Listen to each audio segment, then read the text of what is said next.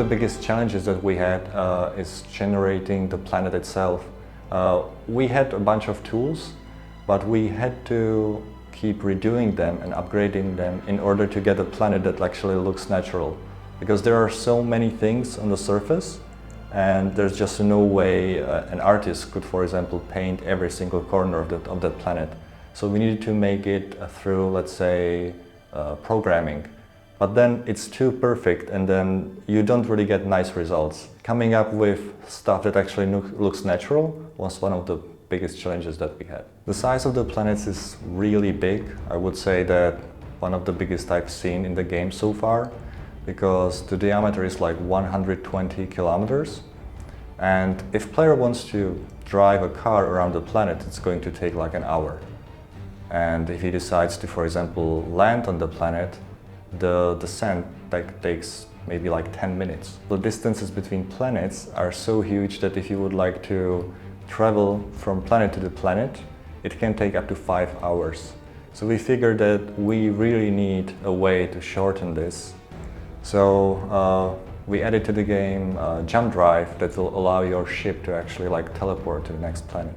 One of the most challenging things in Space Engineers is coming up with good designs that actually solve a specific problem that the player has. For example, if he wants to land on a planet, he needs to design several kinds of crafts. For example, one that he will arrive with to the planet, then leaves the ship on the orbit, and then uses a shuttle to actually land on the planet itself, and then uses small vehicles, either wheeled or some that can fly, to actually discover the area or the surface.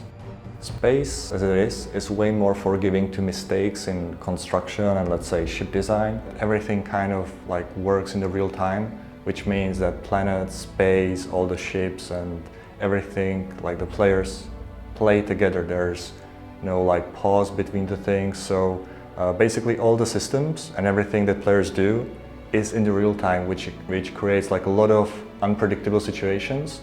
So for example, if a player has like an orbiting station over a planet and the station gets into like a dark side, then he might actually lose the power and the space station will actually fall on the planet.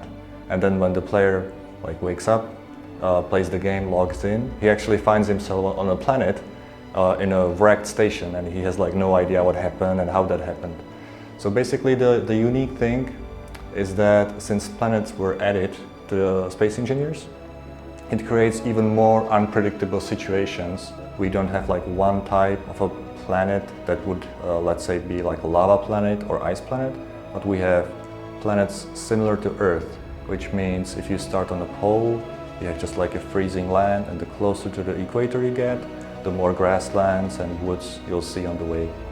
The world of Space Engineers is quite complex, and many things are coming out of nowhere, and this brings like unique experience almost every single time.